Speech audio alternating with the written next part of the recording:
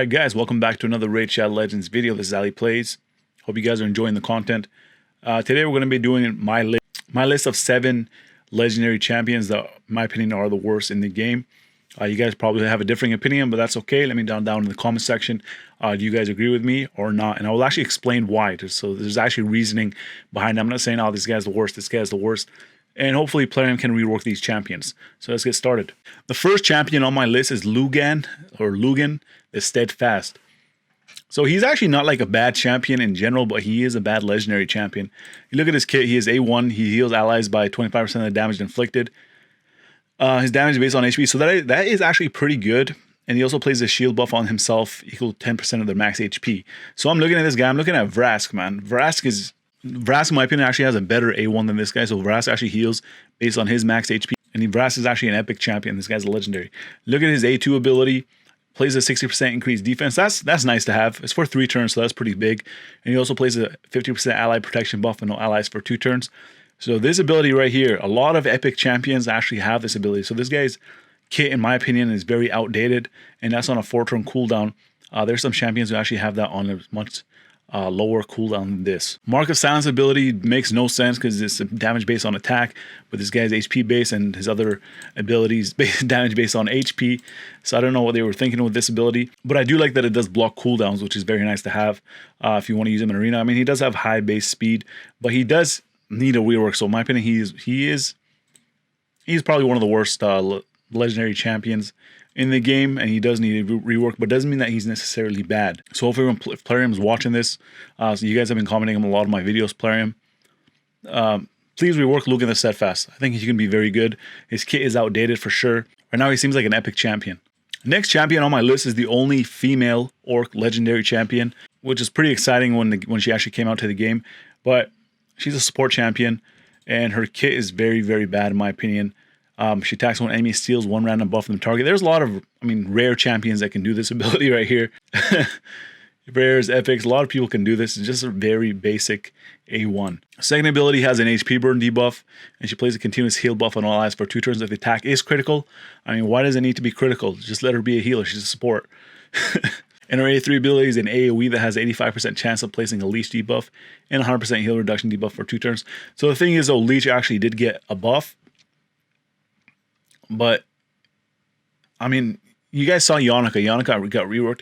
Yannicka is able to place leech to all enemies on her A1, which is obviously much better than this. And heal reduction is very nice for Fire Knight, right? But none of these other abilities are actually scream out Fire Knight to me. So in my opinion, she's a very weak legendary champion. Even as let's look at her as from an epic perspective. Epic perspective, I still think she is very weak. So for a legendary, definitely she's very weak. Even her aura skill is not that good. Increase resist in all battles by 35. That is very low. Her base speed is pretty low for a support champion. HP is not bad, I guess.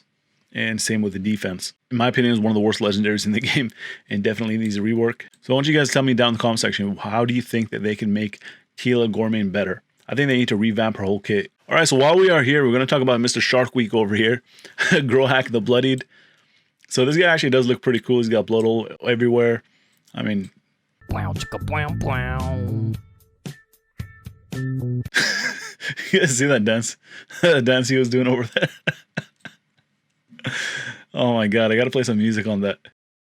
Alright, so he's got a double hit 2 times at random, and each has a 35% chance of placing decreased speed. Oh, there it is. There's the dance right there. I gotta get back on track. Attacks 2 times at random, and each has a chance of placing a decreased speed. So the chance of placing that decreased speed is actually very low. It's going to be a 50% chance if you max it out. Why not just give him an AoE, man? Just give him an AoE over here and allow him to decrease speed. Either way, he's not going to be that good. Unbound Anger attacks all enemies, fills his turn rate by 20% for each enemy under a decreased speed debuff. The issue with him is that he actually needs decreased speed to land on the enemies. But he's only able to land it on 2 enemies at the max. And it's 2 times at random, so you actually have a chance to land it on the same enemy twice, which is messed up. And then, yeah, you're not going to be filling your turn meter by 20% for each enemy if they're not under decreased speed. So you can fill it up by 20 to 40%. Think about it, that's pretty nice. But if you actually give him an AoE decreased speed and he follows up with this move, he's going to be filling all of his turn meter, which might be pretty broken. But I think that would make him a cooler champion in general. But right now, he is not very good. I do actually like Lord of War ability. Attacks when enemy steals the target's turn meter. But come on, man. Crimson Slayer can do this, man. She's a rare champion. And it's on a 4-turn cooldown. And his aura skills increase ally speed in dungeons by 24%. He's a legendary. Just give him a universal aura skill. If you look at him, he looks like he's going to be a speed type of guy that goes out pretty often, right? That's what he's supposed to be. But he's got a 96 base speed, so not too high. And his HP is, I know he's attack type, but his HP is like 15,000. Yeah, that is pretty low. Moving on. All right, moving on. We have Foley. So Foley's actually not as bad as the other champions that I mentioned, but I mean, on paper, his kit looks like amazing, right? But something's missing, man. Something's off. Like when you use this guy, you feel like he's not. You feel like he's not doing anything, right? You have to build him with insane gear for him to do work in arena. I've actually seen some people wreck my team, but like I've seen like one in like 40, 50 teams that actually use Foley, or even more than that. So he's rarely used. I mean, when I first saw him, I was like, oh, this guy's gonna be good in clan boss. But his damage is pretty subpar. I mean, you expect somebody that has a quadruple hit to actually be doing much more damage than he actually does in clan boss. He's doing very little damage for me. A lot of people even stopped using him.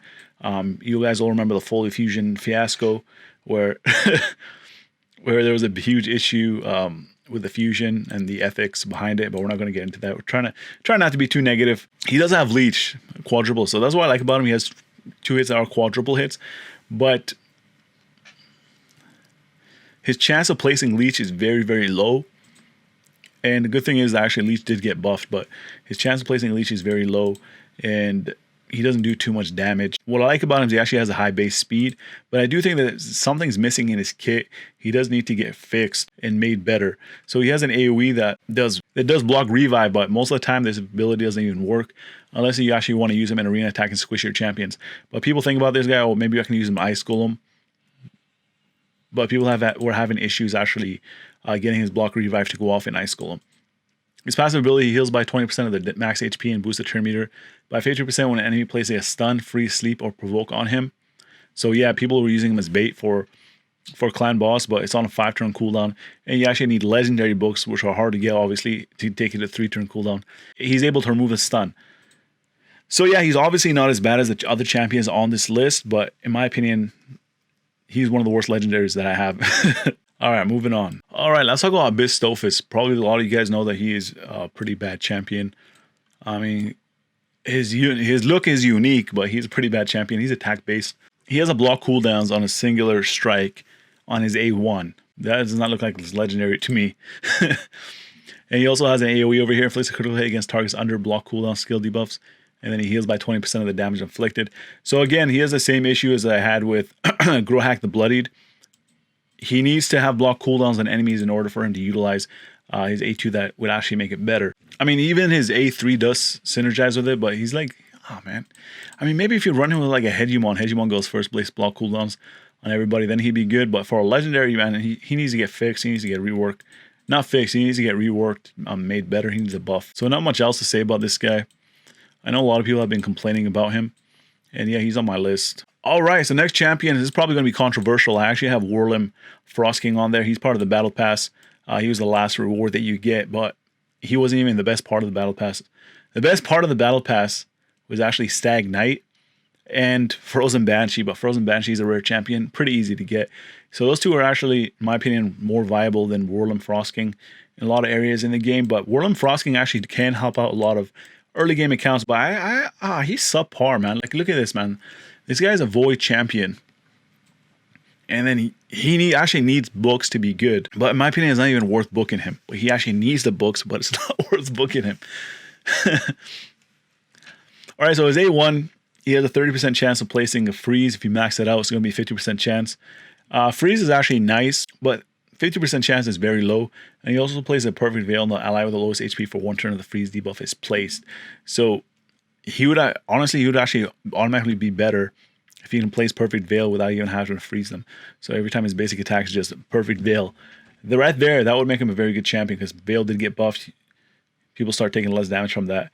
And it would actually make sense with his kit because he also has strength and increased defense, so he's able to place all three of these. If he's able to place all three of these on a consistent basis, he's actually a very good champion for keeping your team alive. But a stipulation with that, you're placing freeze before you can place perfect veil, and bosses are immune to freeze, so there's an issue right there. He's a void champion. You guys always remember that void champions should be the best champions in the game, especially if they are legendary champions. So always remember that. And I do not like that he is void, because now if you pull a void legendary, you have a chance of pulling this guy that a lot of people got for relatively cheap. His basic his A2 ability, attacks all enemies, has a 70% chance of placing the decreased crit damage debuff for 2 turns, and he plays the increased crit damage buff on allies for 2 turns.